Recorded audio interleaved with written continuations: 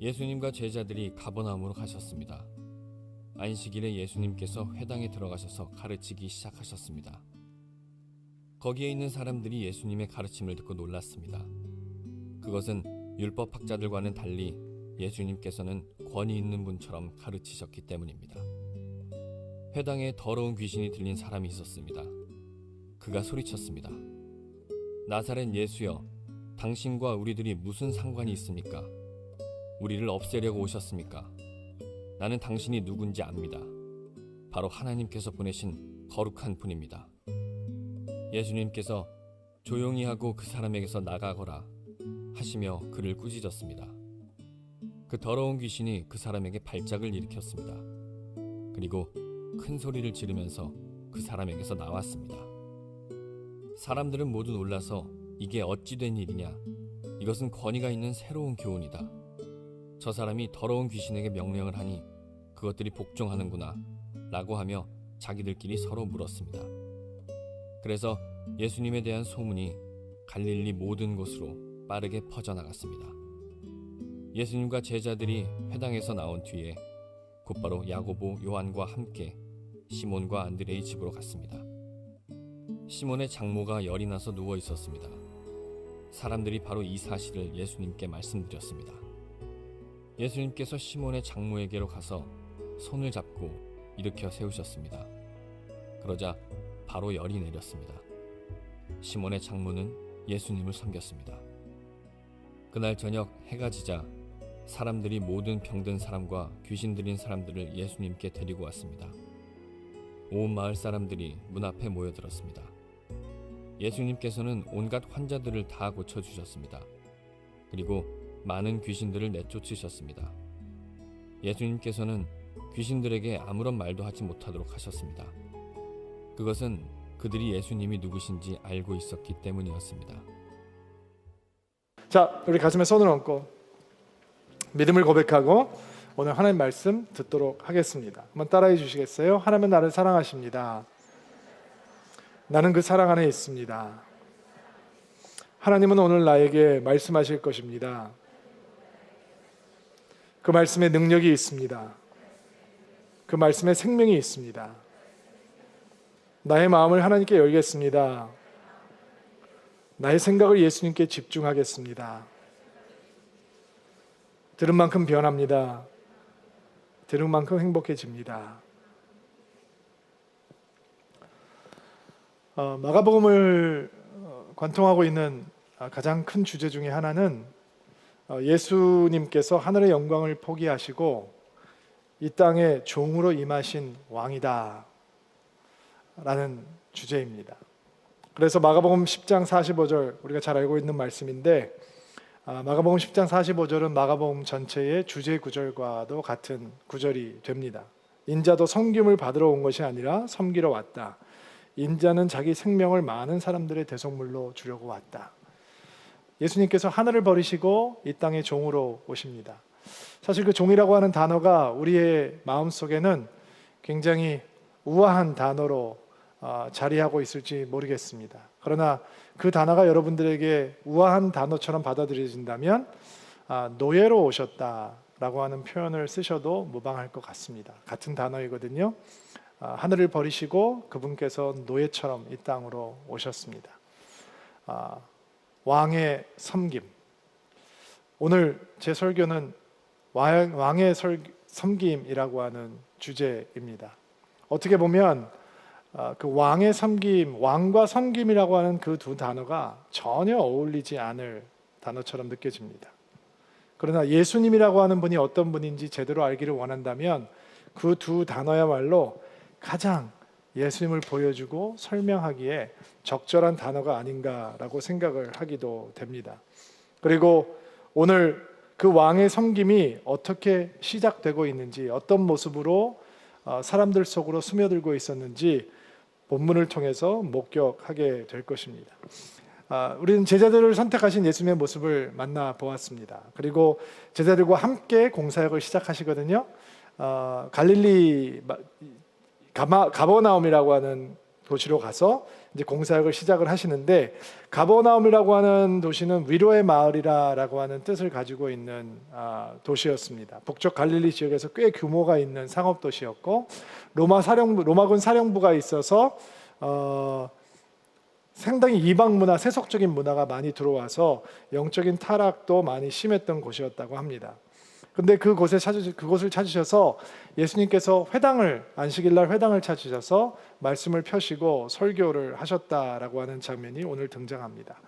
회당이라고 하는 것은 어떤 곳이냐면, 포로 시대를 지나던 유대인들이 성전을 찾아가서 제물을 드리고 예배를 드릴 수가 없으니까 기도하고 말씀 보고 말씀 설명 듣고, 설교라고 할 수 있겠죠, 예배하던 예배 처소였습니다. 예수님 당시에도 곳곳에 회당이 많이 있어서 사람들은 회당을 찾아서 예배하고 기도하고 말씀을 배우고 들을 수 있었습니다. 유대인 남자가 10명만 있으면 회당이 만들어질 수 있는 요건이 갖추어졌기 때문에 예수님 당시에 회당이라고 하는 건 예배 중심이요 말씀을 가르치는 중심이다라고 여러분들이 이해하시면 좋을 것 같습니다. 그러나 회당에는 이렇게 교사들이 배정되어 있는 것이 아니기 때문에 안식일이 되면 돌아다니고 있던 랍비들이 회당에 들어가서 설교하는 일이 관례였고, 예수님께서는 랍비셨으니까 회당에 들어가시면 언제든지 설교하실 수 있었던 것입니다.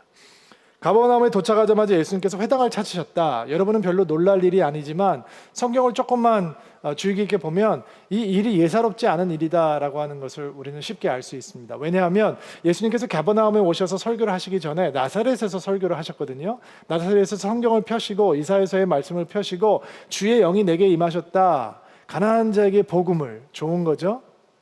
억눌린 자에게 해방을, 자유를, 포로된 자에게 해방을, 그리고 나로 하여금 주의 은혜를 선포하게 하신다, 이런 말씀을 읽고 설교를 하셨단 말이에요. 좋은 메시지잖아요. 근데 나사렛에서 이 회당에서 이 말씀을 들은 사람들이 얼마나 예수님의 말씀을 받아들이지 못했을 뿐만 아니라 예수님을 싫어했냐면 예수님을 마을 바깥으로 쫓아내고 벼랑 밑으로 떨어뜨려서 죽여버리려고 할 정도로 분노했습니다. 예수님께서 설교 잘하시는 분인 줄 알았는데 첫 설교의 반응이 이랬어요.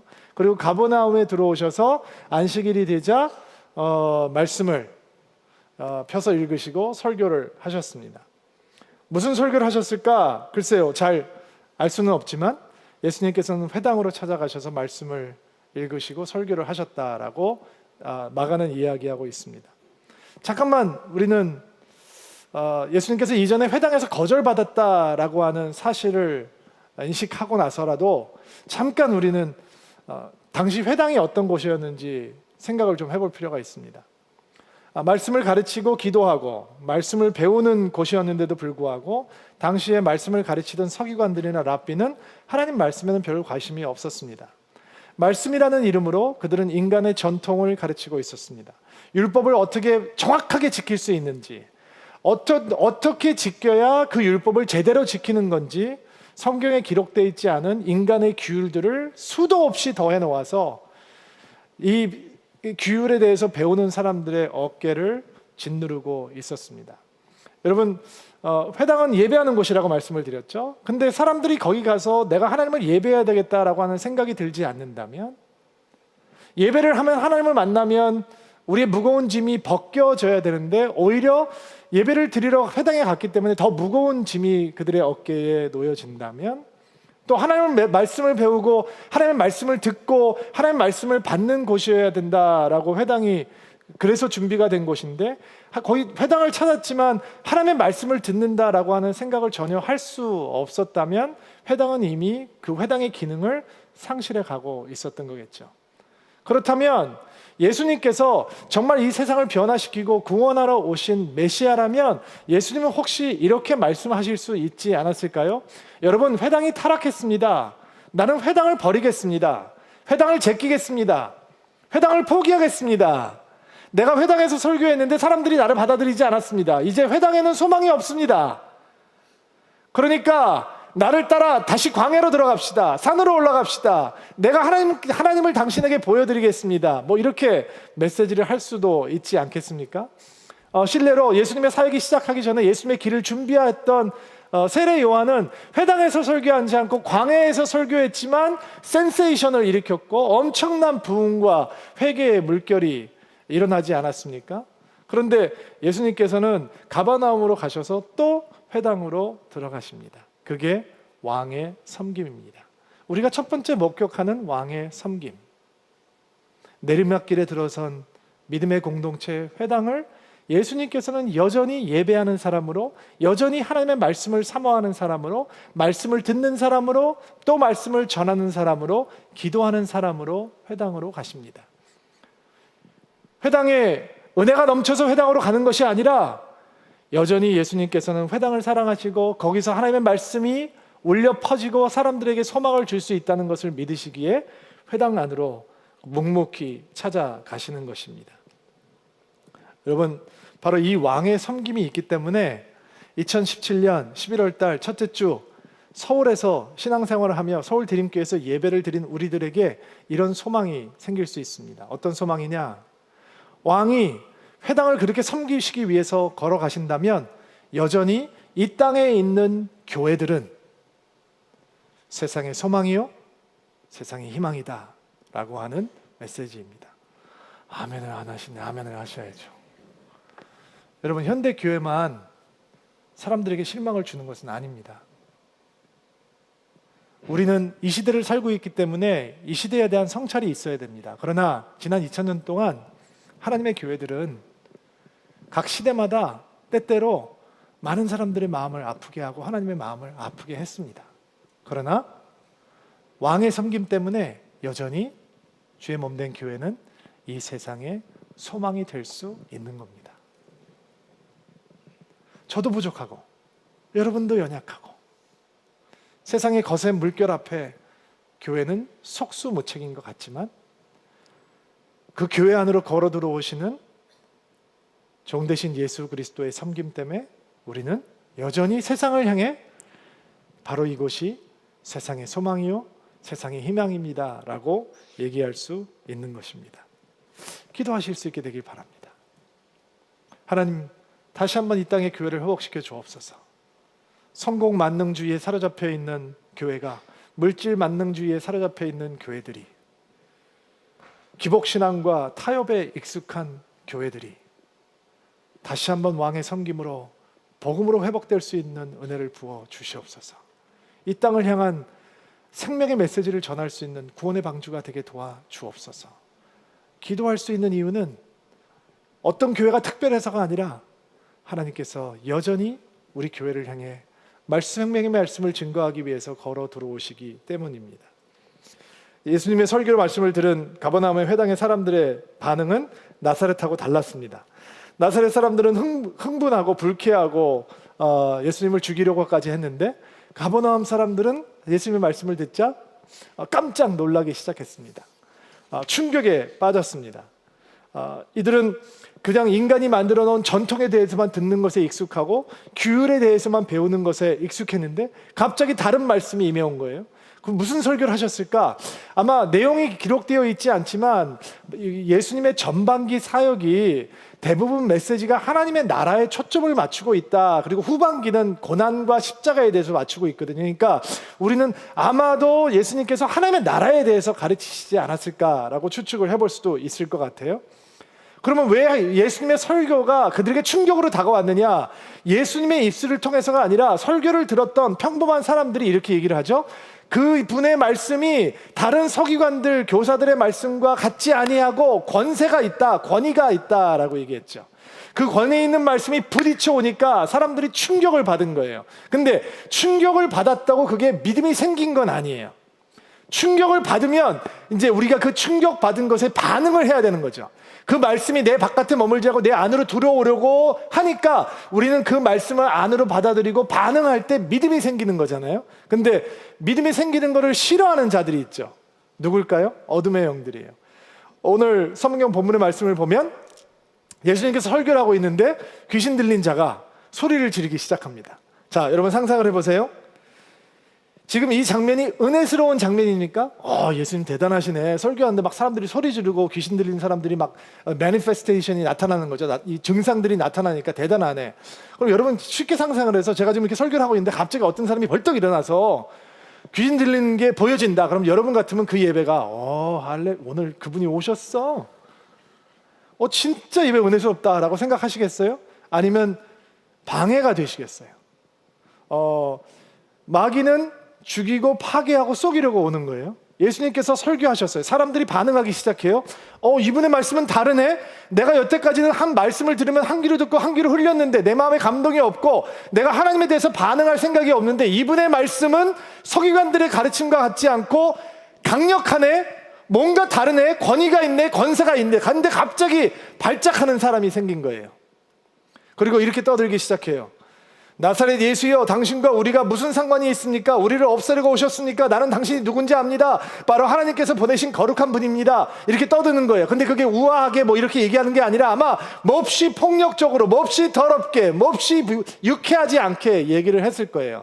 제가 이렇게 귀신 쫓아내는 사역을 좀 몇 번 해봤는데 귀신이 역사하는 현장은 언제나 더럽고 언제나 추악하고 언제나 불쾌하고 언제나 폭력적이에요. 그러니까 아마 이 상황도 그렇게 유쾌하지 않은 상황으로 전개됐을 거예요. 하나님의 말씀의 권세에 관심이 색혔던 사람들이 지금 어디로 이제 쏠려갈까요? 귀신 들린 사람에게로 쏠려갈 거예요.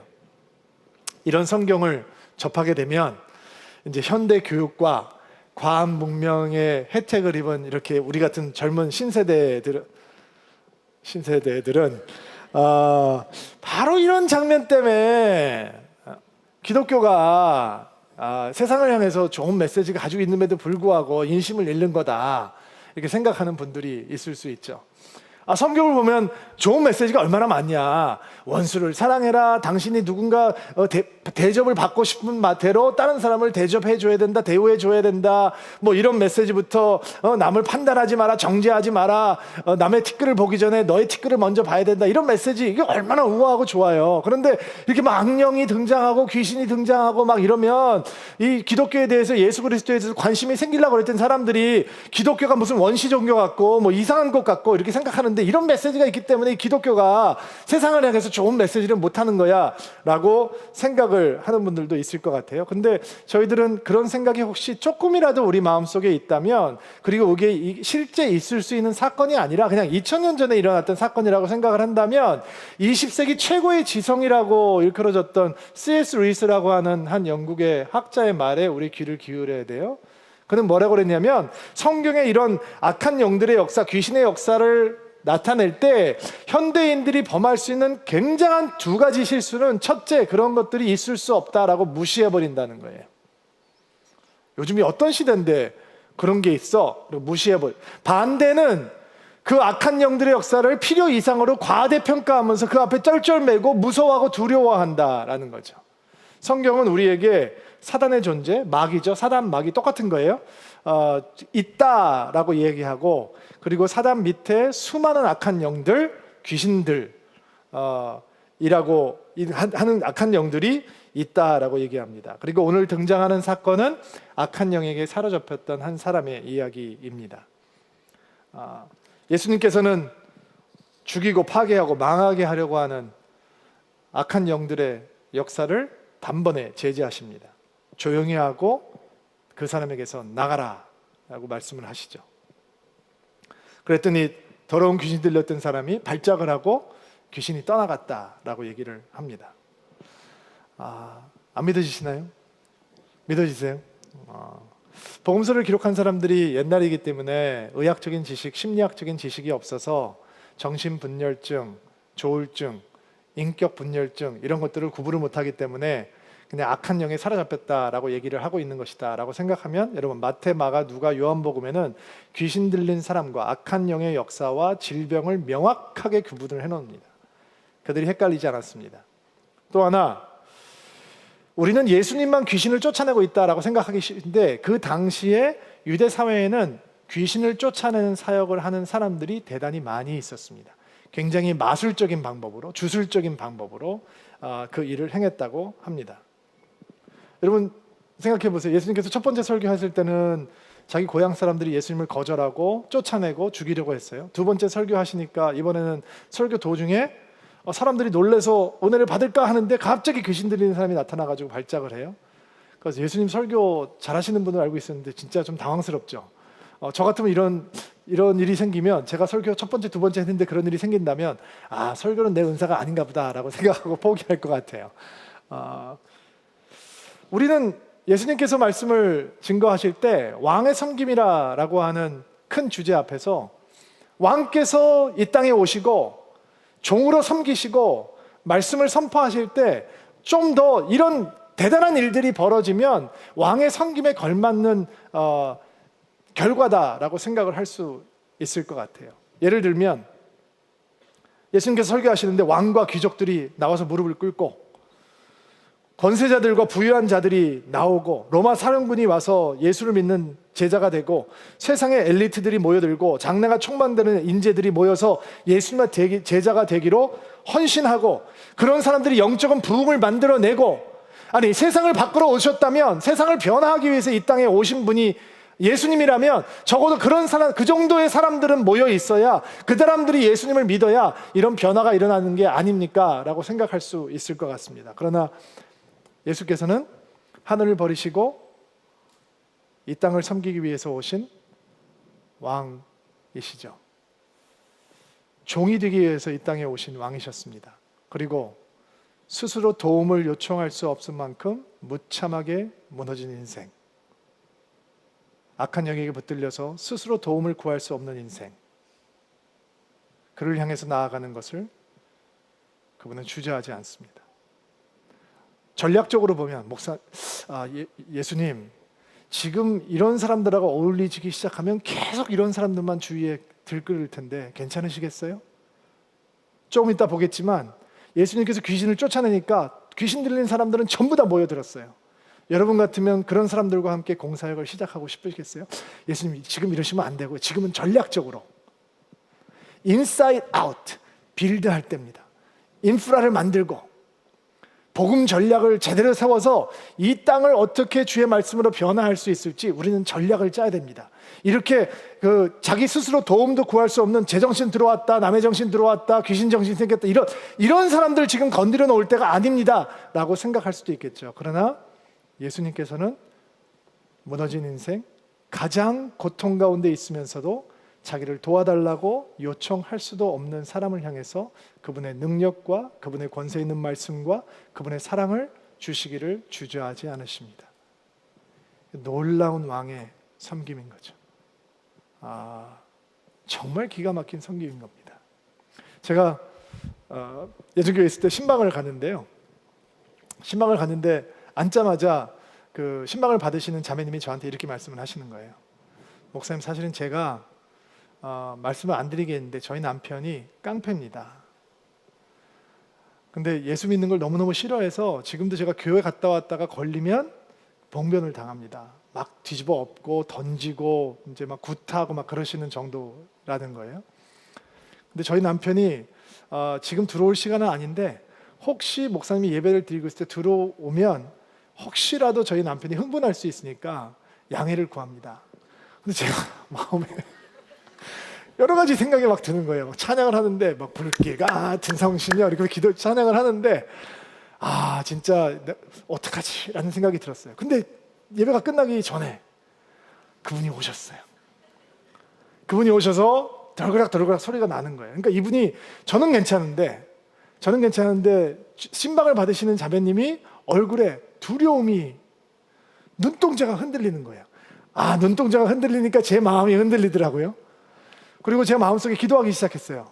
하나님, 때리면 맞아야 됩니까? 막아야 됩니까? 도망가야 됩니까? 방어해야 됩니까? 뭐 이런 생각이 많이 드는 거예요. 그리고 도대체 어떻게 해야 되나? 사진을 보니까 막 인상이 굉장히 선하지 않게 생기신 분이시더라고요. 근데 옆에 있는 권사님들이 정말 기도하는 성숙한 권사님들이셨어요.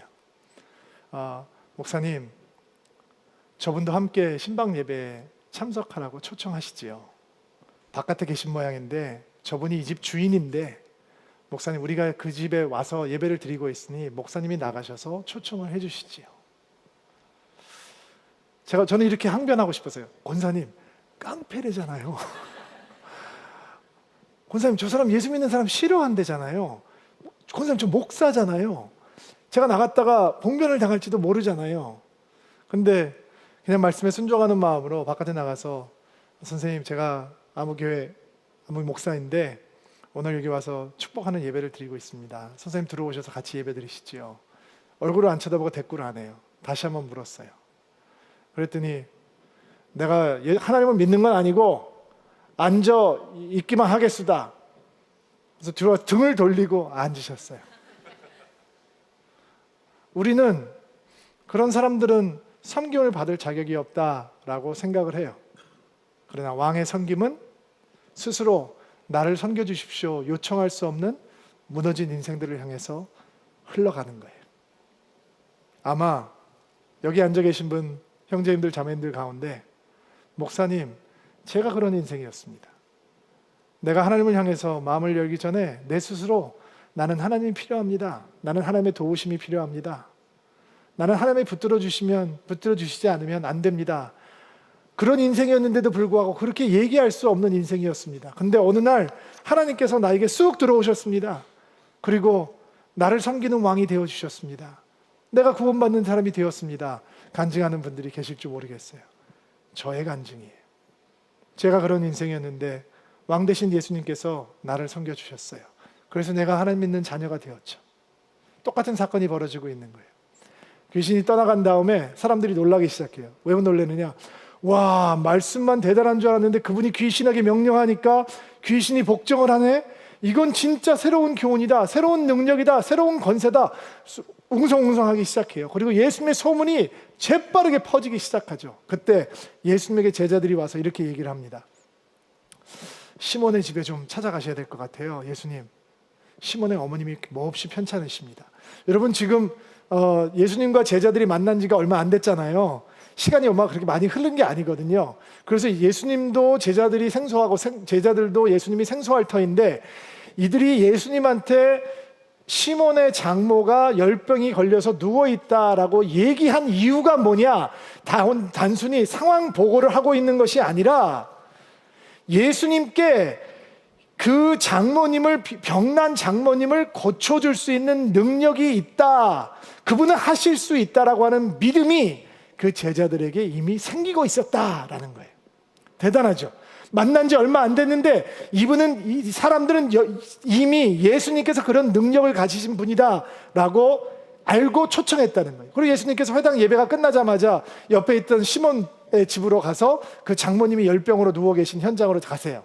근데 너무 재밌는 게, 제가 이번 주에 공부하면서 어떤 분의 책을 보면서 배우게 된 건데, 열병이라고 하는 게 어떤 병이었는지 확실하진 않지만, 시몬 베드로가 예수님께서 나를 따라오라 그러니까 다 버려두고 예수님을 쫓아가잖아요. 그 소식을 전해들은 시몬의 장모가 화병이 났다는 거예요. 그래서 지금 머리에 수건 두르고 그 철없는 사위 때문에 병져서 누워 있었다라고 이제 해석을 했더라고. 너무 재밌는 해석이죠. 진짜인지 아닌지는 뭐 천국 가서 베드로에게 물어보면 알겠지만 너무 재밌는 해석이라고 생각했어요. 근데 만약에 그게 진짜 그런 상황이 발생했다고 하면 우리는 이런 재밌는 추측을 해볼 수 있지 않겠어요?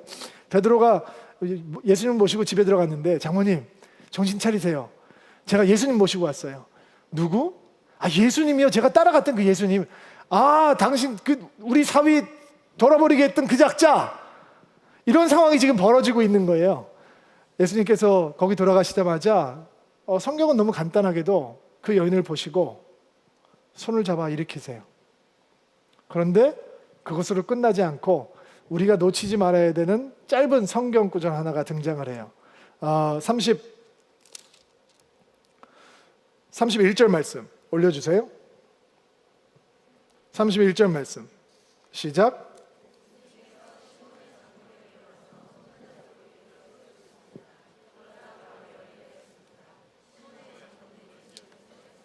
손을 잡아 일으키자마자 바로 열이 내리고 치유가 됐다는 거예요. 그리고 시몬의 장모는 예수님을 섬겼습니다. 이 섬겼다고 하는 말을 여러분들 붙드셔야 돼요. 이 섬겼다라고 하는 단어는 언제 쓰여지는 단어냐면 예수님께서 하늘을 버리고 이 땅에 종으로 섬기러 오셨다라고 했을 때 썼던 그 단어. 예수님께서 제자들에게 제자로서의 삶을 가르치시면서 너희들은 첫째가 되기를 원하거든 모든 사람을 섬겨야 된다라고 했을 때 썼던 그 단어예요. 단순히 예수님의 수발을 드렸다라고 하는 뜻이 아니고, 단순히 예수님에게 점심을 대접해드렸다라고 하는 뜻이 아니라, 그의 삶이 왕의 섬김을 받은 시몬의 장모의 삶이 예수님을 섬기는 삶으로 변했다는 거예요. 예수님을 따라다니는 여인들 가운데 이름이 알려져 있지 않은 제자들이 무척 많았어요. 예수님이 돌아가셨을 때도, 십자가에서 돌아가셨을 때도, 그리고 무덤에 갇혔을 때도 예수님을 따라갔던 여인들이 무척 많았어요. 예수님의 사역을 이름도 알려져 있지 않는 여인들의 헌금을 통해서 이 공사역이 이루어졌어요. 그리고 성경학자들은 아마 시몬의 장모도 그 이름이 안 들려 있지는 무수한 여인들의 제자들, 제자된 여인들의 삶 속에 이 장모도 포함되어 있을 것이다 라고 추측을 합니다. 왕의 섬김을 받은 사람들은 자기를 섬기는 사람이 아니라 왕을 섬기는 사람으로 변화되는 것입니다. 여러분들 오늘 예배를 드리시기 전에 많은 사람들의 섬김을 받고 이 자리에 들어오셨습니다. 주차를 안내를 해주고, 식사를 안내해주고, 커피도 해주고, 예배도 안내해주고, 여러분들이 앉아 계신 자리를 누군가는 폈을 것이고, 누군가는 접을 것이고, 누군가는 청소를 할 것이고, 수많은 사람들이 섬기는 자리를 지나서 이 자리까지 오시게 됐습니다. 왕의 섬김을 받는 삶은 반드시 왕을 섬기는 삶으로 변화되는 것입니다. 제가 안식년 중에 새학기를 맞이한 저희 둘째 딸이 귀가 시간이 너무 늦는 거예요. 집에 들어오는 시간이 막 1시, 2시 이렇게 들어오길래 제가 마음이 너무너무 언짢아가지고, 물론 기다리다가 이제 제가 힘든 것도 있지만 마음이 언짢아서 이제 꾸중을 좀 하려고 나를 잡아서 둘이 마주 앉았어요. 그리고 제가 이제 대학생 된 딸한테 타일르기 시작하는 거죠. 너 이렇게 늦게 다니면 어떡해? 일찍 다녀야지. 위험한데. 일찍 다녀. 그러니까 애가 눈을 초롱초롱하게 뜨고 저를 쳐다보면서 이렇게 얘기하는 거예요. 아빠, 내가 올해 우리 대학부 섬김 팀인데, 서번 팀인데, 내가 제일 먼저 가고 제일 마지막에 나와야지. 정리까지 다 하고 와야 되니까. 그러니까 늦을 수밖에 없어. 얘기를 하는 거예요. 근데 제가 목사잖아요, 목사. 그래도 2시는 아니지 이렇게 얘기를 하고 싶었는데, 그 순간 그 아이가 유치원을 다닐 때 저와가 했던 대화가 이렇게 영화처럼 제 머릿속에 떠올랐어요. 제가 그때 한국에 목회를 배우러 나온 지 얼마 안 됐었을 텐데, 교회가 일이 많은 교회니까 저도 일이 고됐는지 이렇게 눈에 힘줄이 터지고 눈병이 나가지고 눈에서 진물이 질질 날 때였어요. 그때 제가 기도 집회를 인도하고 있었는데 너무 진물이 나니고 보기가 흉하니까 선글라스를 끼고 제가 집회를 인도했었어요. 그러니까 사정을 모르는 사람들은 저 미국에서 온 목사 진짜 튄다 이렇게 생각을 했던 것 같아요. 사랑하면 다 좋게 보이는데, 근데 저희 딸이 저를 긍휼히 여기는 거예요. 저희 딸이 저를 지금도 그렇게 긍휼히 여겨요. 근데 6살 먹은 유치원생이 아빠한테 아빠 제발 조심하라고 이렇게 얘기를 하면서 안타까워할 때, 제가 아이한테 교회를 어떻게 섬기는 거를 가르쳐 줘야겠다라는 생각이 들었어요. 그래서 밤에 재우기 전에 제 무릎에다 앉혀놓고 제가 안경을 이렇게 벗고 제 눈을 보라 그랬어요. 눈병이 나서 노랗게 진물이 나오고 힘줄이 터져가지고 빨개진 눈을 보고, 예지야, 예수님은 이렇게 섬기는 거야. 저런 무슨 무지막지한 아빠가 있을까라고 생각하시지만 저는 진심이었어요. 예지야, 예수님은 우리의 모든 것을 들여서 섬기는 거야. 힘들도록, 피곤하도록. 예수님은 그렇게 섬기는 거고 교회는 그렇게 사랑하는 거야. 애가 눈만 껌뻑껌뻑 했던 기억이 나요. 근데 이제 그 아이가 대학교 2학년이 되었어요. 그리고 제 기도가 그 아이의 삶 속에서 이루어지고 있는 거예요. 교회는 그렇게 섬기는 거야. 왕의 섬김을 받은 사람들은 그렇게 섬기는 거야. 어떻게 왕의 섬김을 받은 사람들이 나만 위해서 살 수 있겠어요? 어떻게 나만 돌봐주세요? 라고 생각할 수 있겠어요? 어떻게 다른 섬기만 받는 사람 먹기 원하고 내가 조금 더 희생을 안 할 수 있겠어요? 저희 교회 자매님 한 분 가운데 저희 교회를 너무 충성스럽게 사랑하는 자매님이 계세요. 어쩌면 저렇게 헌신적일 수 있을까 감동이 되는 자매님이 계셨는데, 저와 같이 DBS를 하면서 숙제를 내드렸거든요. 누가복음 19장에 나와 있는 삭개오의 이 이야기를 내가 삭개오라고 생각하고 예수님께서 삭개오야 내려오라라고 했을 때 과연 당신과 예수님이 무슨 대화를 나누는지 묵상하고 한 주 동안 묵상하고 생각하고 숙제를 해와라. 이제 숙제를 내드렸어요. 숙제를 해오셨어요.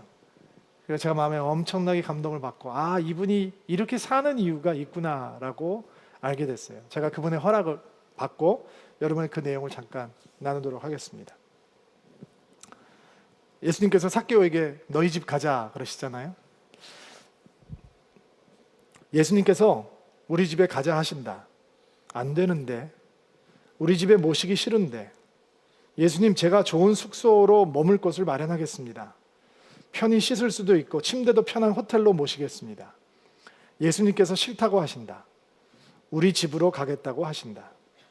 나는 어렸을 때부터 친구들도 우리 집에 데리고 가지 않았는데 절대 안 된다. 예수님 5성급 럭셔리 호텔로 잡아드리고 제가 예수님 곁에서 계속 수발하겠습니다. 예수님께서는 저희 집같이 누추한 곳에 가실 수는 없고요. 저도 창피해서 저희 집을 보여드리고 싶지 않습니다. 실망도 크실 것입니다. 그래도 가자 하신다. 그리고 내 팔을 잡아 끄신다. 질질 끌려서 우리 집으로 갔다. 그러면서 계속 투덜거렸다. 우리 집 보여주기 싫은데, 진짜 싫은데요, 예수님. 집에는 어김없이 눈 뜨자마자 술을 드시는 아버지, 취해서 소리 지르는 아버지, 그리고 무서워서 떨고 있는 엄마가 있었다. 당장 도망가고 싶었다. 늘 그랬던 것처럼. 남들한테, 예수님한테도 말하기도 싫었고 보여주기도 싫었다. 늘 행복한 가정을 가진 따뜻한 아버지를 가진 애들이 부러웠지만 학교에서, 직장에서 난 그런 가정을 가진 아이인 척 하고 열심히 공부하고 이랬다. 나의 어두운 부분이 표시나지 않게 더 잘 웃고 활발했다. 결국엔 알코올 중독으로 제대로 일도 못하던 아버지는 그동안 모아놓았던 재산을 일확천금을 노리고 주식을 샀다가 한순간에 다 날리시고 또 술을 드신다. 엄마는 두려움에 떨고 또 아프기 시작하셨다. 그러다 어느 날 아버지는 어머님한테 이혼을 요구하고 어디론가 가버렸다. 무일푼으로 쫓겨난 엄마는 갈 곳도 없고 아프기까지 하시고 이제는 내가 가장이다. 기적은 없고 세상에 우리를 도와줄 사람은 아무도 없다라는 생각으로 아버지를 원망하고 이를 악물고 공부하고 또 열심히 일했다. 나는 생각했다. 내가 열심히 노력하면 잘 살 수 있고 또 날 잘 감출 수 있고 행복할 수 있고 행복해 보일 수 있다. 결혼도 집안 얘기 나오면 못할 수 있으니까 그냥 연애하면서 혼자 씩씩하게 잘 살 수 있을 것이다. 그렇게 잘 살아왔는데 왜 이제 와서 우리 집에 가자고 하시는 건지. 그냥 우리 집 말고 밖에서 환경 좋은 곳에서 잘 섬길 수도 있는데. 그리고 아버지라 부르라 하신다. 아버지라는 단어는 내 인생에서 지웠는데, 아버지를 소리내어 불러본 것이 몇십 년은 넘었는데 그 단어가 입에서 안 나왔다. 몇 년 동안 연습을 하는데도 안 나왔다. 그러다가 예수님이 우리 집에 들어오셨다. 자의반 타의반으로. 그리고 말씀하셨다. 이젠 괜찮다. 나를 아버지라 불러라. 내가 네 아버지가 되어주마. 그 말씀에 그동안 가졌던 아버지에 대한 원망이 용서와 측은함으로 바뀌었다. 예수님이 기도하게 하신다. 아버지를 위해. 몇 달을 버티다 들리는 소문으로 아버지가 많이 바뀌었다는데 혹시나 하는 기대로 전화를 했다. 20년 만인가? 여보세요 하는데 수화기 너머로 술 취한 주정이 들린다. 내가 누구인지 모르는 듯 하다가 몇 번을 나라고 얘기한 뒤에야 누군 줄 아신다. 그리고 또 엉뚱한 소리를 하신다. 내일 아침엔 전화 통화한 사실도 있겠지. 전화를 끊고 2시간을 울면서 예수님한테 항의했다. 왜 전화하게 하셨냐고. 항의와 원망을 하는데 주님께서 그러신다. 그래도 나는 여전히 내 아버지다. 그래, 나의 아버지이다. 기적같이 아버지가 술을 끊고 화해하고 연락하고 만나는 일이 일어나지는 않았지만 정 같은 원망은 없어지고 사랑만 남았다. 멀리서나마 아버지의 건강을 영혼을 위해서 기도한다. 그렇게 우리 집 밖에서만 만났던 예수님을 우리 집으로 모셨다. 예수님의 성김을 받은 사람은 똑같이 살 수 없는 겁니다. 하늘을 버리시고 이 땅에 오신 예수님의 우리의 삶 속으로 들어오셔서 우리를 섬겨주시면 우리는 왕을 섬기는 삶으로 변할 수밖에 없는 것입니다. 내 인생의 주인은 내가 아니며 예수 그리스도라고 하는 사실을 고백할 수밖에 없는 것입니다. 이런 축복이 11월 첫째 주 예배를 드리고 있는 사랑하는 드림인들에게 온전히 임해올 수 있게 되기를 주의 이름으로 축복합니다.